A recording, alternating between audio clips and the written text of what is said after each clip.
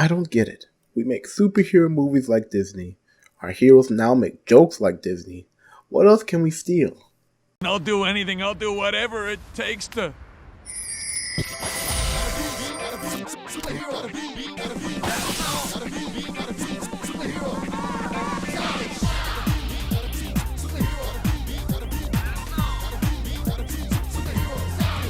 As the title suggests, DC needs an answer to Marvel in general, and while I don't have an answer for that yet, I do have an answer for Spider-Man, one of the most beloved superheroes of all time. This Marvel need certainly has a golden egg of a hero if they ever want to drop some new hero content. Tobey Trilogy, Spectacular Spider-Man, Tom Holland Spider-Man, Sony Spider-Man games, Spider-Verse, Spider-Man media no matter the time it was released, has usually gotten a great reception. Peter Parker and more recently, Miles Morales both continue to come with great success stories, taking over games, live action, and animation alike. They're such good guys, they're simple and down to earth. Man, Spider-Man is relatable. I mean, who doesn't resonate with the famous, with great power comes great responsibility? You can look across decades of his different portrayals and see someone, just like you, who's struggling to make it in life while also looking out for the people of his city. Making the good moral choice to wield the power and being a friendly neighborhood Spider-Man, producing some of the best stories imaginable because of this. And here we are, in the future, with the next big motto: anyone can wear the mask. Eventually. Now, in walks in Spider-Verse Miles Morales.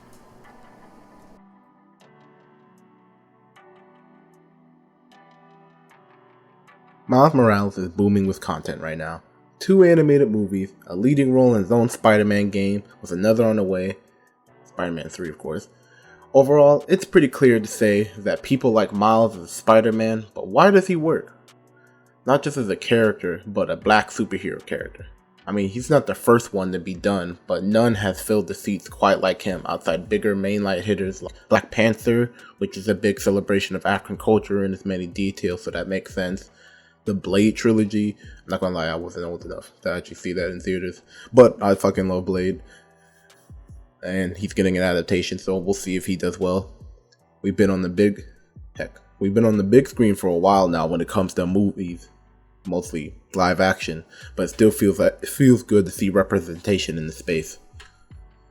Black on topic, of course, Miles Morales, the current breakaway star who's pushing forward on multiple mediums as the new Spider-Man to follow. Well, to start with something easy, he's new. For all the 2 other heroes I listed, Miles is the only one created within this decade, and not only that, but created to mirror the audience comics are made for: young adolescents. People transitioning from middle school to high school to college to early adult life. Miles is a new hero for a new generation. With being new, Miles has to struggle with a concept that everyone has to deal with: legacy.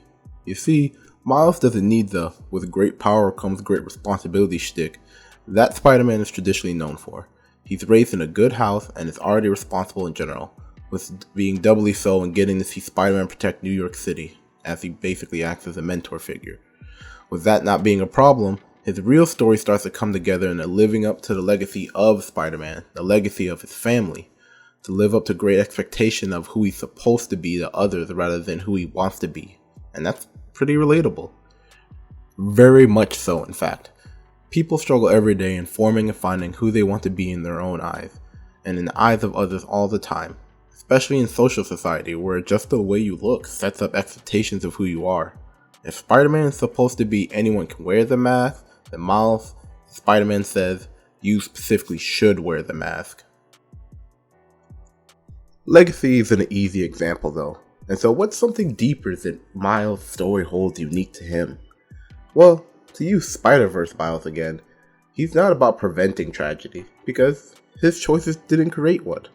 Like his Uncle Aaron doesn't die because of something he didn't do, but because Uncle Aaron took to a life of crime, working for the type of people who would betray you if they see weakness.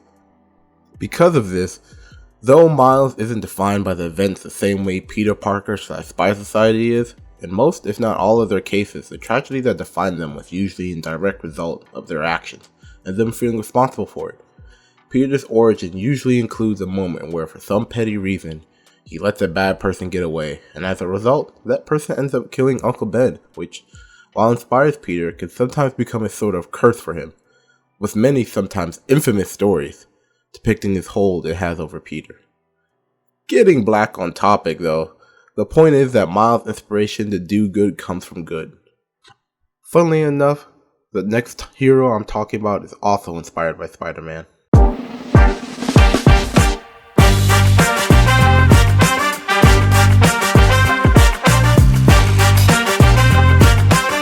Virgil Ovid Hawkins, or Static as his hero name be, like Miles, is a joke-cracking teenage superhero with a genius best friend who helps them develop a lot of their geared equipment.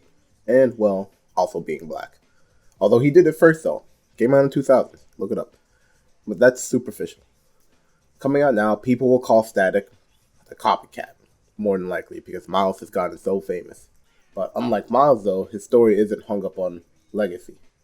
Static isn't the sequel or next generation to any of his world heroes, but let's not get hung up on politics either. Point being that Static answers the outcry of fans and haters alike who want an original black American superhero.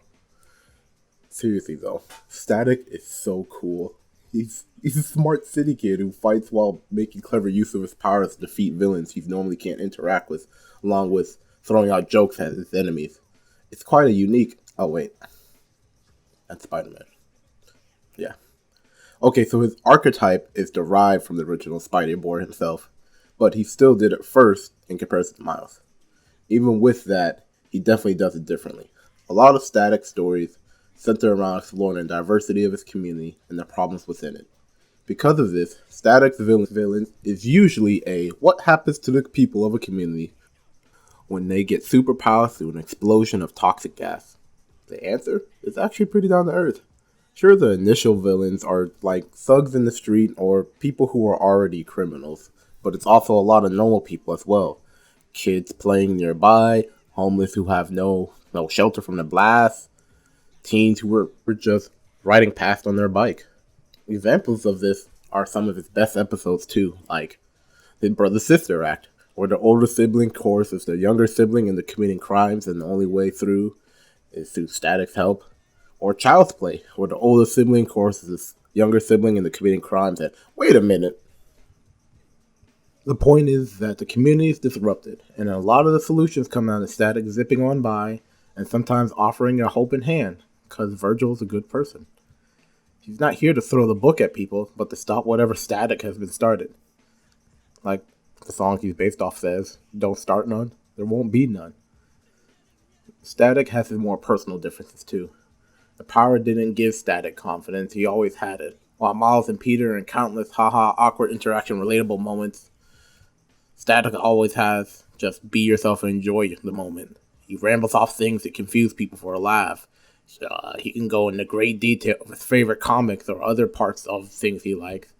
It's easy to talk to him, and he's easy to talk to with others. He may not be the most popular kid, but he's kind of the class clown, and he's okay with it. The main point being that while Miles is running now, Static can strike like lightning and make a comeback in this current day and age where we're seeing more diverse heroes of all shapes and sizes. Also, did you know that Static was based off a song made by James Brown called Static? And that's what inspired the creation of this hero? Not Spider-Man himself. Like, you could look up and people say Static. Like, no, it's based off the song. And the beat to a song is actually what I use for this segment of the video. I'll link it down below if anyone wants to check it out. Happy New Year's to everyone checking in. The channel has been empty for a while, but we want to try again at producing content for the people and because we like hearing ourselves talk. So much so that C.A.G.E has partnered up with some great guys known as the Trionado Nerds. Brave and the Bull was already a part of them, so now it's the light's turn to shine.